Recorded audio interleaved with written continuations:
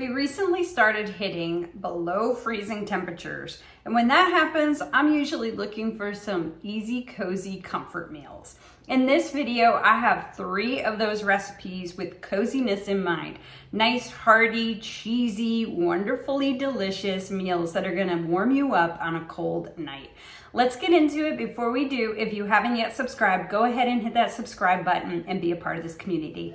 All right, let's get into our 3 recipes. The first recipe I'm making is this wonderfully delicious curry chicken. It's so rich and hearty, and I've made this before in the crock pot, but today we're going to make it in my one pan.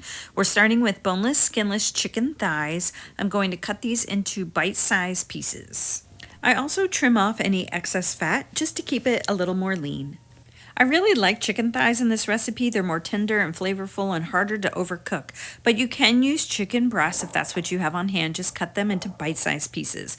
Once I have all my chicken cut up, I'm going to add it here to my plastic bag that I've attached to my classic batter bowl by Pampered Chef with 2 chip clips. This is my handy way of doing it to keep it upright and to avoid any spills. I'm going to add 1/4 cup of heavy whipping cream right over the chicken, and I'm also going to add 2 tablespoons of lime juice. I only have this bottled kind, and that is going to be fine. If I had fresh, I would use it, but the bottled kind is going to work just fine in this for a marinade. Next, I add 1/2 tablespoon of minced garlic along with a tablespoon of curry powder.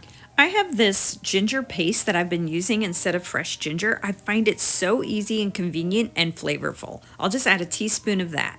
Next up, I'm adding garam masala, and I'm going to do a generous portion. It'll be at least a tablespoon of this, and about a tablespoon of cumin I will add as well. Now, I am measuring with my heart. This isn't an exact. I go by feel on this. There are some of these seasonings like curry powder I just really enjoy, and we'll add a little bit more. But of course, you do want to add at least a teaspoon of salt to get that balance of flavor. I'm going to mix this all up, incorporating everything and making sure the spices are getting really mixed into that heavy whipping cream.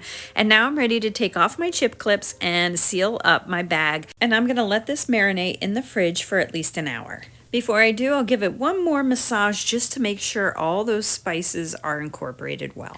After an hour, my chicken is ready to be cooked, and having it in that marinade is a good first step. You can maybe do that in the morning, and then when you're ready for dinner, you can go ahead and do this last step that only takes about 15 minutes. I'm cooking my chicken in 2 tablespoons of coconut oil that I've melted over medium-high heat, and now I'm just going to get a nice browning of the chicken in my skillet. This chicken is smelling amazing, and I'm browning it now on both sides. When it is about almost fully cooked, it doesn't have to be fully cooked because it's going to finish off in the sauce. When it looks like this, I'm going to remove it from my pan, and I'm going to heat up another tablespoon of coconut oil and stir in about 1/3 cup of some green onions that I've sliced and a teaspoon of more garlic. I'm going to add a 10-ounce can of crushed tomato sauce, and I'm going to add 1/4 cup of water to thin that out just a little bit. To that, I'm going to add all my spices that I added to the marinade. So I'm adding the ginger paste, I'm adding the cumin, the garam masala, and the curry powder. Once again, just do this to your liking, how much you like of each, and then a little sprinkle of salt.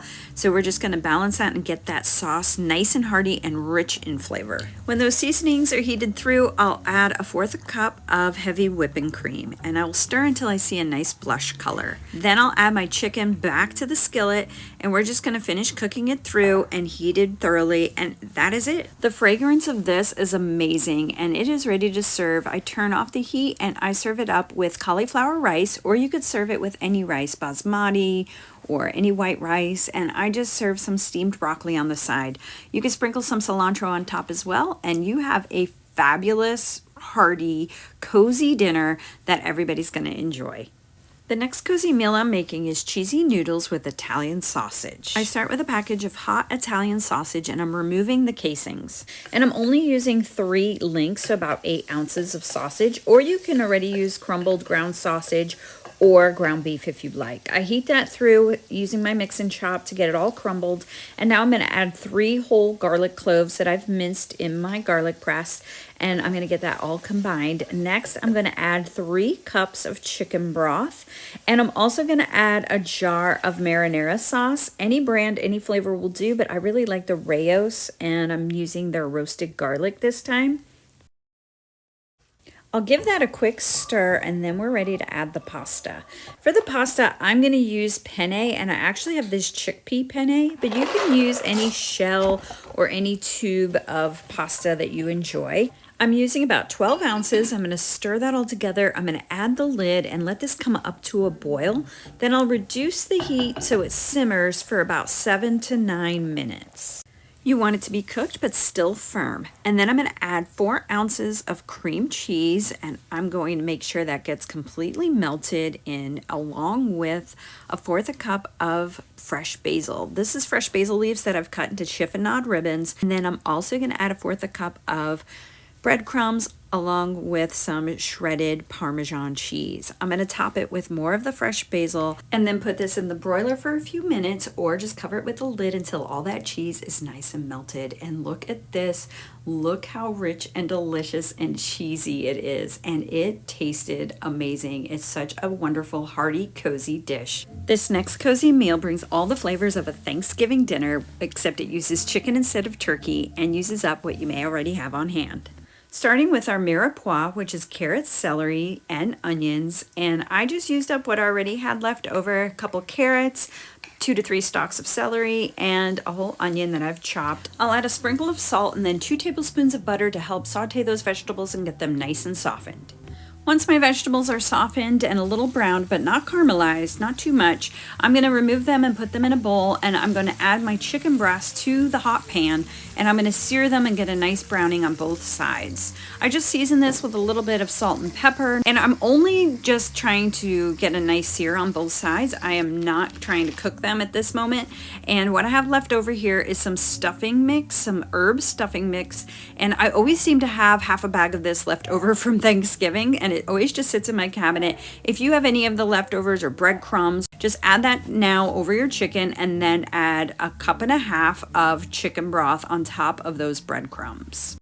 I'm going to add my cooked sauteed vegetables on top of that stuffing mix, and then I'm going to add a jar of turkey gravy on top. You could also use chicken gravy or any gravy you have on hand, and you're just going to want to make sure all that gravy covers all of the vegetables. Now, my Dutch oven pot is from Pampered Chef, and it is made from the rock crock material, so it could sit on a slow cooker base and cook on low for 4 hours.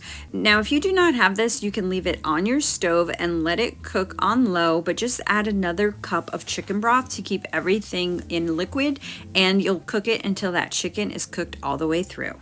This turned out so delicious, and talk about comfort meals. This is the ideal comfort meal with that stuffing mix and with the wonderful flavors of your carrots and your celery and your onions.